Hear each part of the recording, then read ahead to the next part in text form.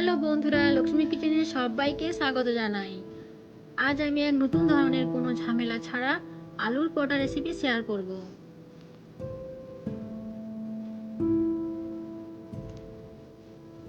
তার জন্য আমি 1 কাপ ময়দা নিয়েছি,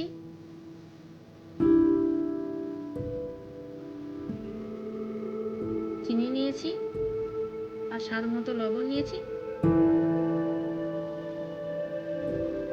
আর তেল নিয়েছি।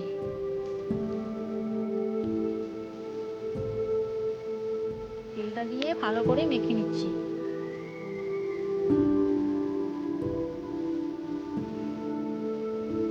দেখতে পাচ্ছ হাতে আমি দেখিয়ে দিলাম, ময়নটা খুব ভালো হয়েছে। এবার আমি অল্প অল্প করে জল দিয়ে ময়দাটাকে ভালো করে মেখে নেব।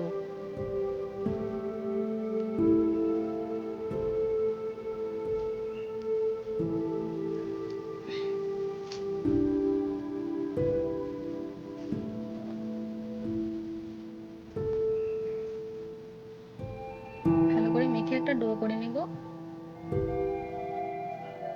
ডোটাকে নরম করার জন্য কিছু সময়ের জন্য আমি ঢাকিয়ে রেখে দেব।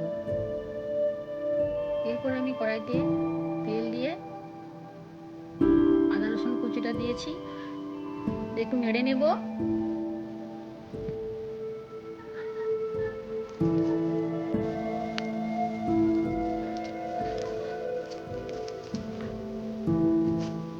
এরপর দিলাম পেঁয়াজ কুচি, কাঁচা লঙ্কার কুচি, 1 চামচ হলুদ গুঁড়ো, লঙ্কার গুঁড়ো দিয়ে ভালো করে নেড়ে নিচ্ছি।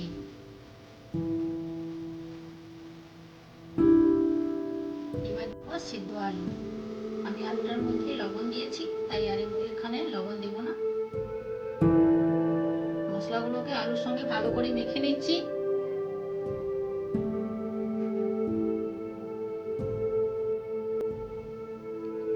মাখানো হয়ে গেছে, এবার আমি নামিয়ে নিচ্ছি। আমি ডো থেকে এক এক করে লেচিগুলো কেটে নিয়েছি, এবার আমি বেলে নেব।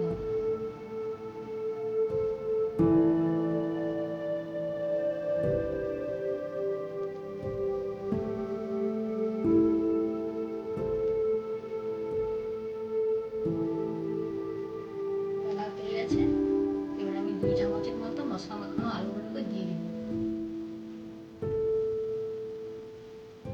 মাঝখানে দিচ্ছি, দিয়ে মুখগুলোকে ভালো করে চেপে চেপে দেব।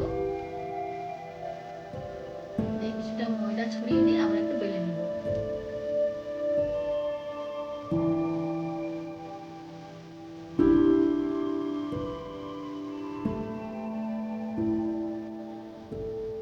এভাবে এক এক করে পরোটাগুলোকে আমি বেলে নিচ্ছি।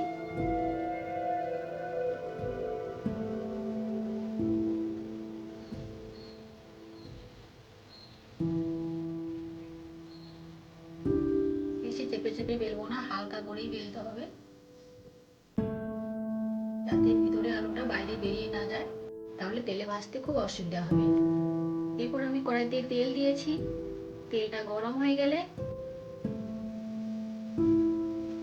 পরোটাগুলোকে এক এক করে তেলের মধ্যে দিয়ে দেব।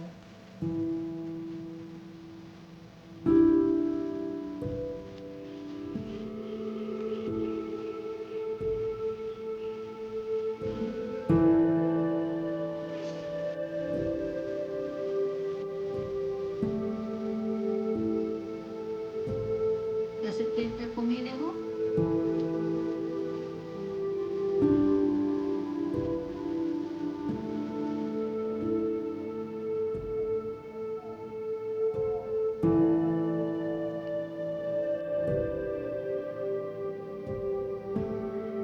এক পাশ হয়ে গেছে, এবারে আমি এক এক করে উল্টে নেব।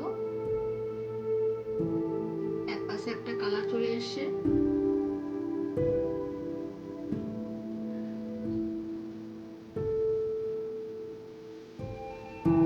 আবার এক পাশ হয়ে গেলে উল্টে নেব।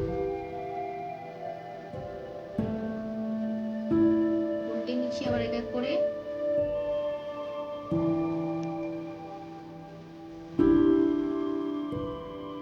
আবার একটু তেল দিলাম, তেলটা দিয়ে আবার একটু উল্টে নিচ্ছি।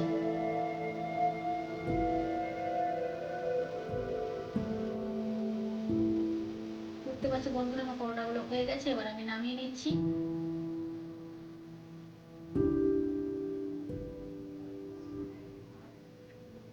আজকের এই পর্যন্ত।